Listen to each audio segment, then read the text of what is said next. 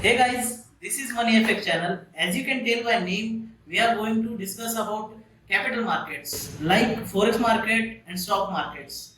We can trade in forex market and stock market, but we don't know how to trade in forex markets. So I am here to teach you about how we can trade in forex market, what forex market is, and let's see what we can know about forex market. So, what is forex? The term forex stands for foreign exchange. मतलब होता क्या है, इधर दो currency अलग अलग देशों की एक साथ कंपेयर होती है। एग्जांपल में लेते हैं कि आपके पास एक यूएसडी है और आप चाहते हो कि मैं जापान में जाऊं, तो आपको कितने येन मिलेंगे, जापानीज येन मिलेंगे, उसे बोलते हैं फॉरेन एक्सचेंज, फॉरेक्स। सो हम फॉरेक्स में कैसे ट्रेड करते हैं, तो इस प्रोसेस को बोलते हैं फॉरेक्स ट्रेडिंग।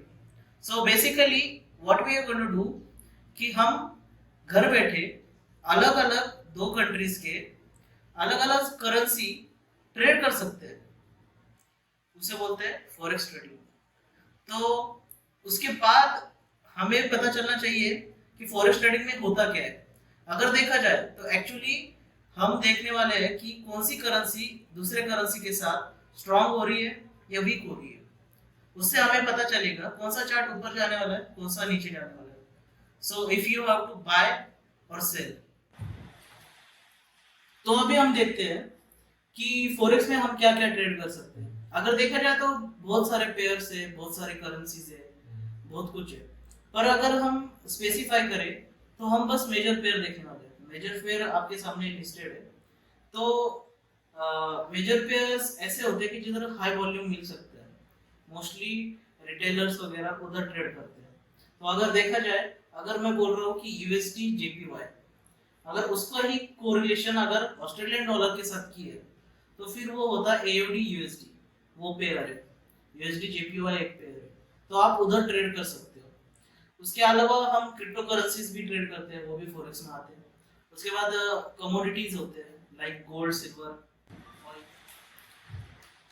तो अभी हम देखते हैं कि फॉरेक्स में एक इम्पोर्टेंट पॉइंट होता है पीप।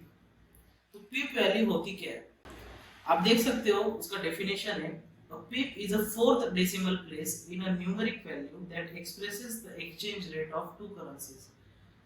सिंप्लीफाई अगर हम करें तो इधर एग्जांपल है यूएसडी कैड का। अगर यूएसडी कैड की वैल्यू अभी 1.4664 है, तो अगर ये जो पॉइंट के बाद का फोर्थ डेसिमल है, इसकी जो 4 वैल्यू है, ये अगर 3 या 5 होती है, एक ऊपर या एक नीचे, तो फिर ये हम बोल सकते हैं कि एक पिप बढ़ गया है या कम हो गया। तो अभी इधर मैंने एग्जांपल दिया हुआ है, आप स्क्रीन पे देख सकते हो कि 1.4664 अभी की वैल्यू है। कुछ दिनों के बाद यूएसडी कैड की वैल्यू हो जाती है 1.4964। तो अगर देख सकते हो, तो फिर हमारा टोटल पिप का जो काउंट है वो 300 हो चुका है। तो ये सबसे सबसे बेसिक है कि पिप हम ऐसे यूज करते हैं। इसके आगे जो भी वीडियो होंगे, तो फिर इसके बाद मैं पिप्स अगर रेफर कर रहा हूँ, तो आपको ये बात समझ में आनी चाहिए कि पिप की वैल्यू कितनी है। वैसे अगर हम जाए ट्रेडिंग व्यू चार्ट्स पे, तो फिर उधर बहुत सारे टूल्स है कि उससे हमें पता चलेगा कि पिप वैल्यू कैसे कैलकुलेट करते हैं। इजीली हम उधर स्टॉप लॉस या टेक प्रॉफिट लगा सकते हैं।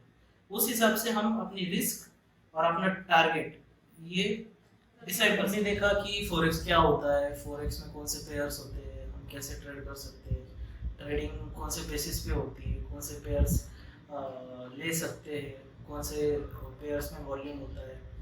उसके बाद फॉरेक्स के बेनिफिट्स देखे, पीप वैल्यू देखी। पीप बहुत इंपॉर्टेंट कंसेप्ट था एज अ बिगिनर। तो अभी हमने स्टार्ट तो किया है, पर अभी एक्चुअली जर्नी स्टार्ट होगी। तो थोड़ा मैं बात करना चाहता था साइकोलॉजी पे कि सभी बोलते हैं कि फॉरेक्स या कोई भी ट्रेडिंग प्लेटफॉर्म या मार्केट गैम्बलर को प्रमोट करता है या गैम्बलर साइकोलॉजी से आता है। आपने बहुत बार सुना होगा 90-90-90 रूल की 90% of trader loses 90% of their capital in 90 days. तो वो क्यों होता है? तो सबसे पहले अगर आप फॉरेक्स या किधर भी स्टॉक्स में भी अगर आना चाहते हो तो फिर आप एक माइंडसेट लेके आते हो, आपको बनाने होते पैसे, और पैसे बनाने के टाइम पे आप गैम्बलर बनते जाते हो। आप आते हो एक दिन में कभी कभी लगाते हो, पूरा अकाउंट फ्लो करते हो तो अकाउंट 10 गुना कर देते हो, पर आप ये कंसिस्टेंटली कर नहीं सकते। तो फिर क्या होता है, इवेंचुअली आपको समझो विन्स आ गए, उसके बाद लॉसेस का भी फेस होता है, तो फिर वो फेज आप झेल नहीं पाते हो।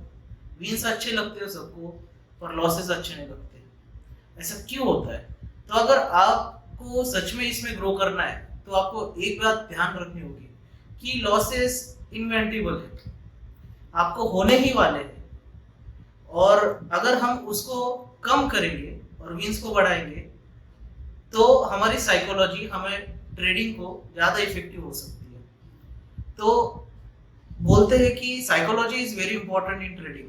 सभी बोलते हैं, टेक्निकल्स आते हैं, सीखते हैं, वर्क नहीं होता, उसके बाद बोलते हैं कि साइकोलॉजी सीखने जाते हैं, हमारी साइकोलॉजी अच्छी नहीं है, बुक्स पढ़ते हैं, पर उनको ये बात पता नहीं होती कि टेक्निकल ट्रेडर सबसे पहले बनना बहुत जरूरी है। अगर आप टेक्निकली अच्छे होंगे तभी आप साइकोलॉजिकली अच्छे हो सकते हो, नहीं तो आप मार्केट में आ रहे हो, टेक्निकल सीख नहीं रहे हो, उसके बाद बोल रहे हो कि मैं साइकोलॉजी भी चलता हूँ, साइकोलॉजी सीखता हूँ। आप ना टेक्निकल बन पा रहे हो ना साइकोलॉजी यूज कर पा रहे हो। तो सबसे पहले हमारा मोटिव ऐसा है कि टेक्निकली हम स्ट्रांग बनेंगे, उसके बाद हम साइकोलॉजी पर काम करेंगे, क्योंकि टेक्निकल अगर स्ट्रांग नहीं है, साइकोलॉजी का कुछ नहीं कर सकते।